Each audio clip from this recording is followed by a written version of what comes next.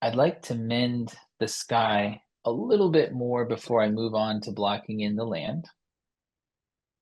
So we just have this band across the top. Still a lot of the undertone showing through, which is really nice.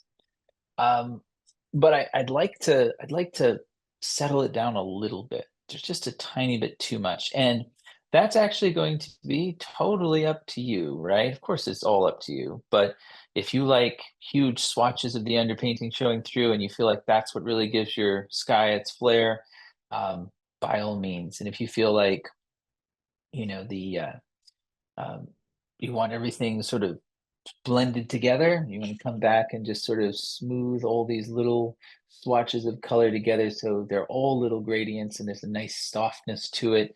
That's fine too. Whatever works best for you. But, obviously I have to show you how I'll approach it here. And I'm gonna take a darker violet and just go across the top. So we were using Viridian and alizarin. I'm gonna switch. I'm just gonna take some cobalt and get it to a number 8 value. Cobalt.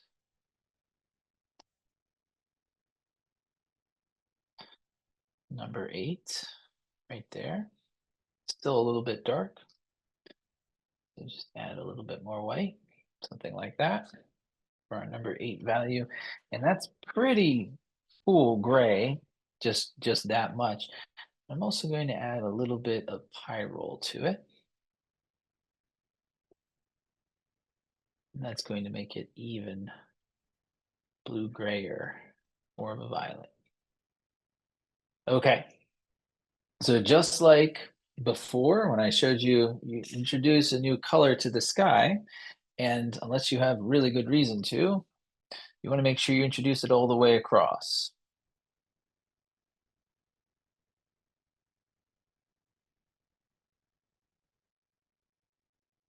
Okay, let's see how that looks.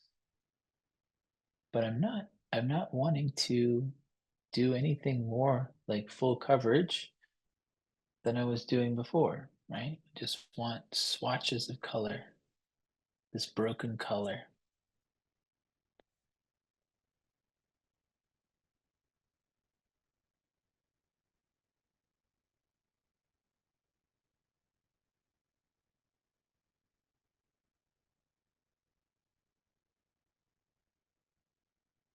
And I think this gets at the question you were asking, Michelle. Just you can only start with one color, but then as you add more color, you can get more variety and, in theory, more accuracy, right? You can start to hone that color exactly what you want it to be, what you need it to be.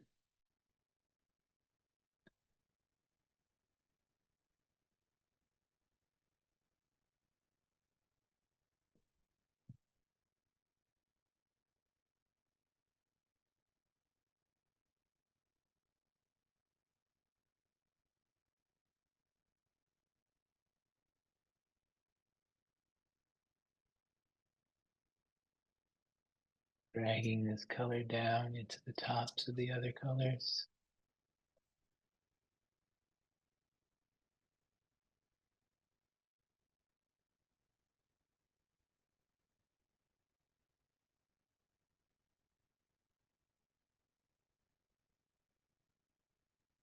Is there like a theory about how why it's violet up at the top?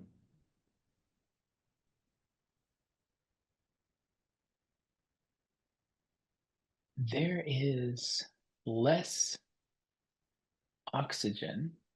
It's Um, all thinner. And my understanding is, well, it's partly just the way the light catches in and refracts through those all the particles that are lower down towards the earth with through the denser um, atmosphere toward the earth. You're really looking out into outer space. The higher into the sky you're looking into the endless blackness up there through the sort of reflected light that's caught in the bubble. of our atmosphere. So Okay, I think thanks. that's how I understand it. You're looking millions and millions of miles away when you look into the dark blue parts of the sky.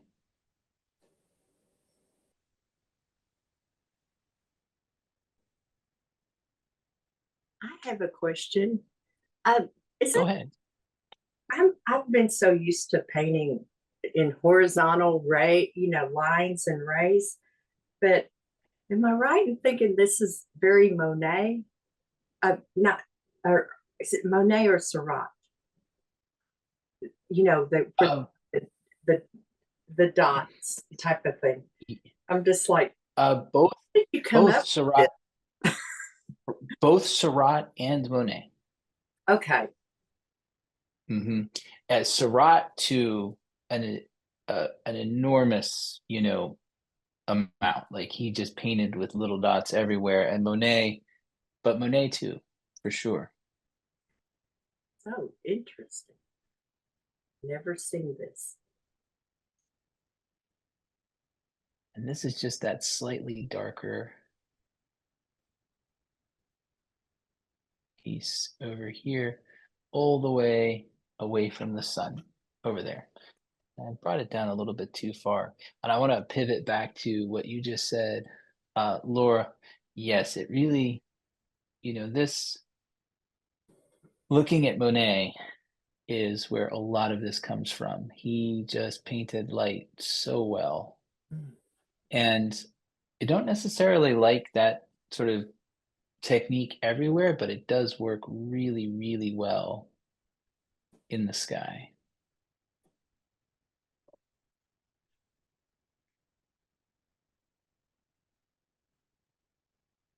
Okay. And the goal here on this side is to make it look like this side of the sky is farther away from the sun than this side of the sky.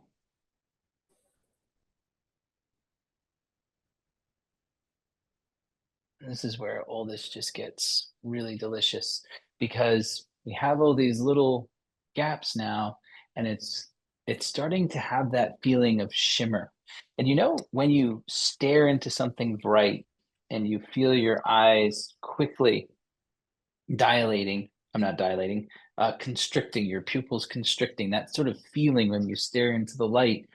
I'm trying to get that across in paint, right? It's not a simple, flat, easy thing to see. It's a lot of light flooding into your eyes. So how do we maintain that but still make it look like a smooth sky, right? And so I'm just going to keep adding. I'm going to add just a little bit more across here.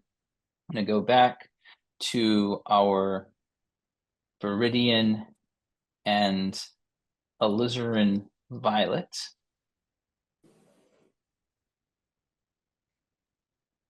On the palette, here I am. Viridian, alizarin violet. A little bit more Viridian in there. There we go. And I'm going to take this and put it right. That's a little bit dark. That's the thing. Once you build up some context, it's easy to see. All right, a little bit lighter.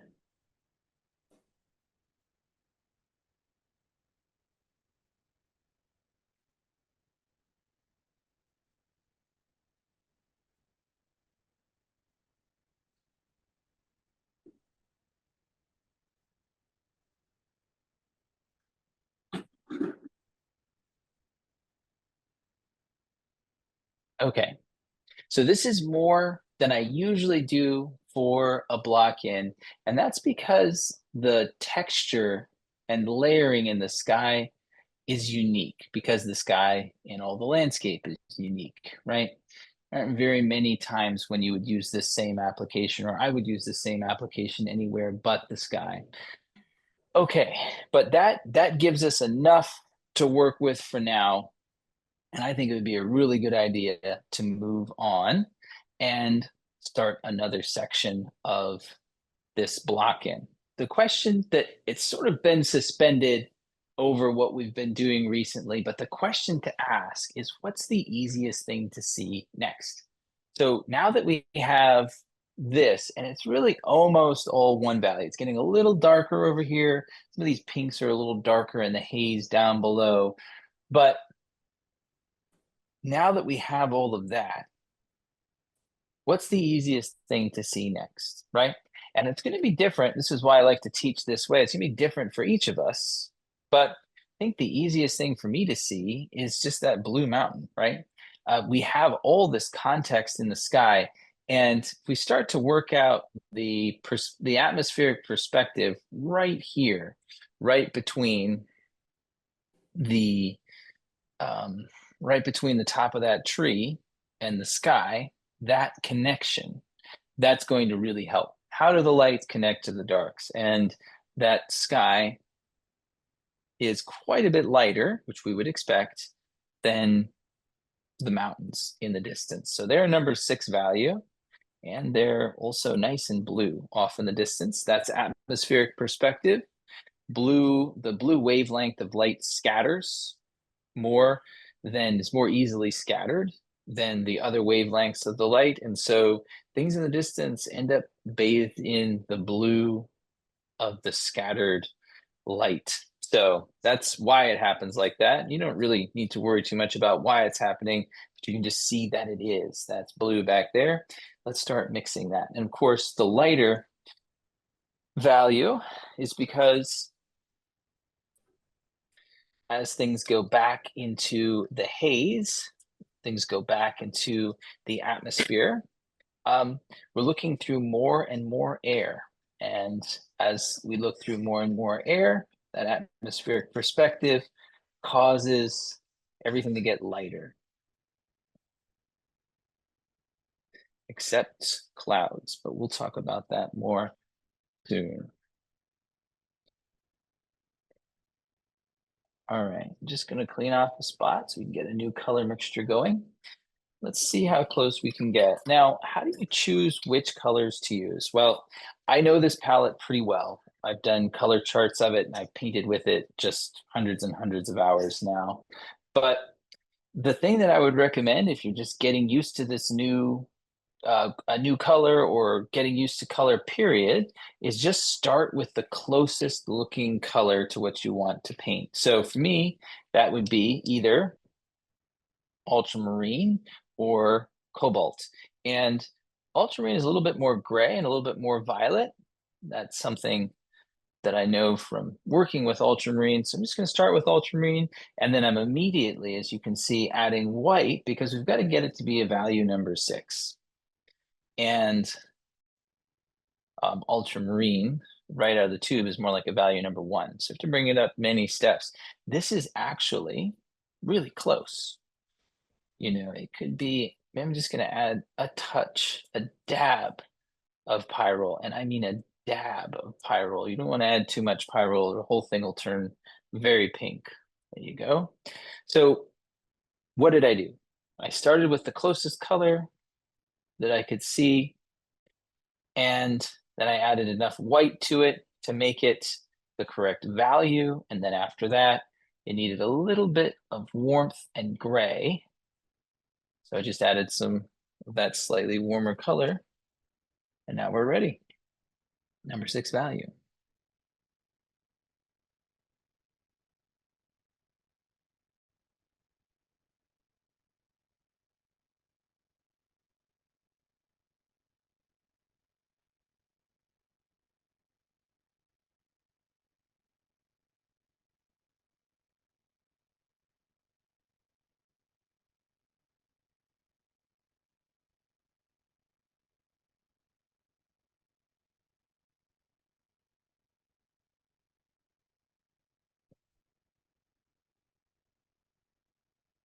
Okay.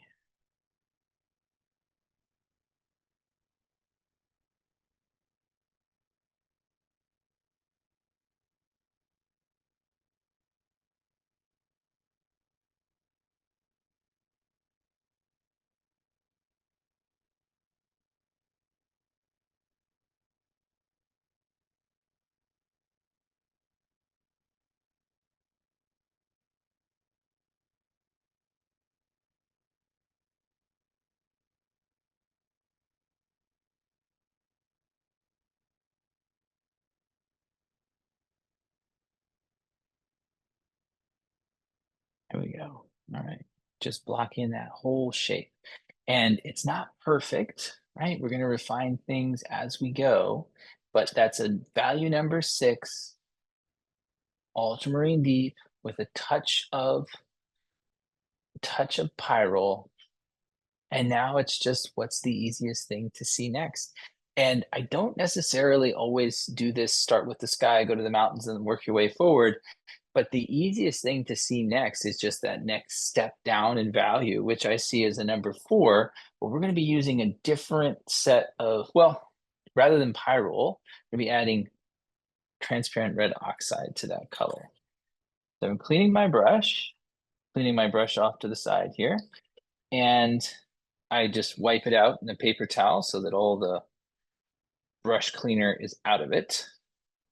I want this mixing in at this point, trying to stay with tube consistency paint.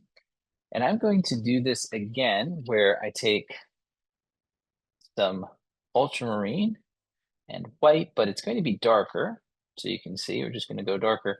And I'm also going to add, instead of that red to make a nice violet, I'm going to add this earth tone orange, transparent oxide red, to make this gray green of those distant greens going out toward the horizon, right? And so this is just basic landscape stuff. As we get closer, things will get darker and less sort of distant misty blue. So let me show you what this looks like. Number 4 value. I use transparent oxide red to get this color. Transparent oxide red and blue.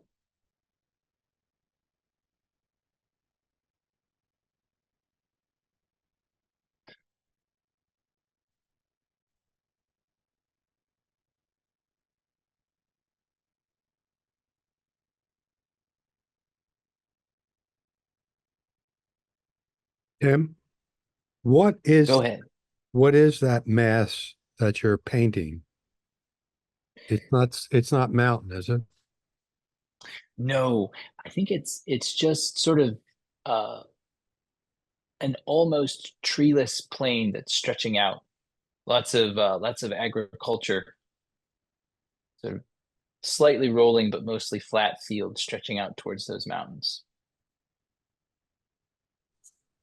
Did you say you added some Viridian in that? No, it's just ultramarine and transparent red oxide and Okay. white. Thank you. Absolutely. Okay, and then on this layer, you've got to be really careful not to get too, or any really, glare. So I'm just smoothing and mostly removing glare. There we go.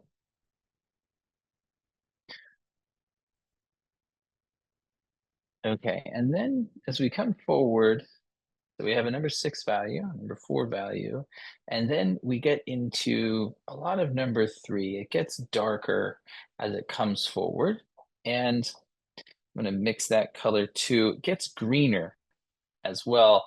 Let's get that green in just a second. I'm going to just mix more transparent red oxide and more Viridian into this.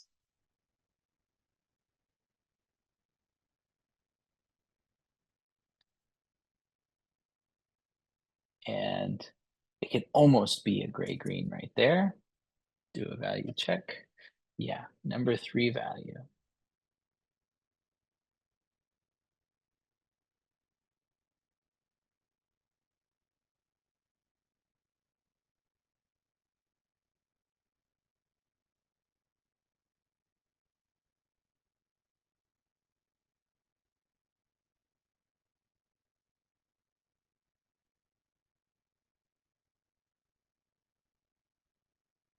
And then there's going to be these even darker tree lines in here in just a second. Still, the process that I'm following is what's the easiest thing to see next. That's just, I'm going to go back to the palette, mix some more paint, kind of ran out. What's the easiest thing to see next? That's the question to ask. And it's going in this order because it's easiest to see it this way. There's a tree line. I think that's a forest or maybe a darker crop out there. We have that. It gets darker Yeah. as it comes across there. Yeah, go ahead. What were those colors again that you just mixed?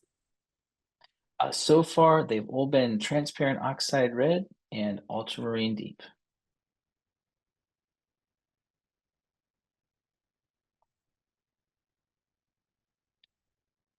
Going all the way to that number 2 value or close to it.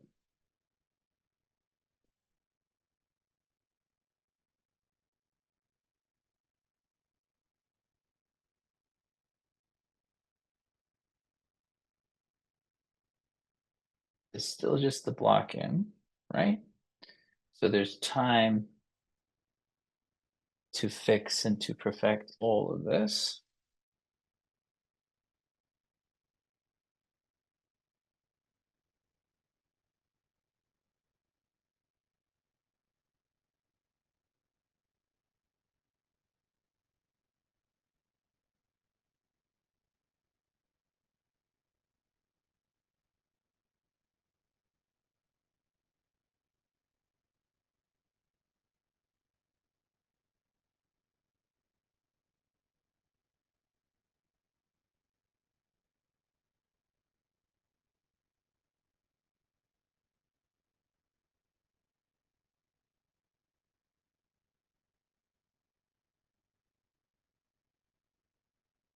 Okay. And getting closer, some different colors in these. I'm just going to scrub this out over. Some of that transparent oxide red is mixing up and in from the tone that was underneath. And there's sagebrush and, some really unique color in here. And I'm not going to worry about that yet, just getting that value masked in there. And I still have on my palette that original Viridian and transparent red oxide. And I'm just going to add a little bit of white to that, a little bit more transparent red oxide, a little bit of white, and just nudge it away from that dark a tiny bit. Why? Well, I'll show you. I'm going to go down the hillside with it into things that are not quite as close, right? So a little bit more air between us and these things going down the hillside. So I'm just making that a little bit lighter, and it's the same over here, just a little bit lighter. And that's going to give us, oops, too light. Only change is white, right? It's still just Viridian, transparent oxide red.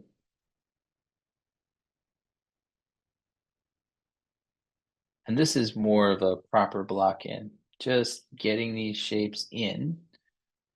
We'll go back and refine as needed, but note that I'm sticking to an average color, so as close a color as I can get, but I'm not breaking into a lot of color nuance yet, and I'm being really careful with the value, right? The value is important to get that right from the very beginning here. So I like to say average color, accurate value. Average color, accurate value until the block-in is complete. That's when you can start you build on that accurate value by putting in more color variety and staying true, if you will, to that accurate value. And you can see how necessary this step was to show us the sky, because now the sky looks a lot more like a glowing evening sky when you see it in the context of the darks of now this blocked in landscape.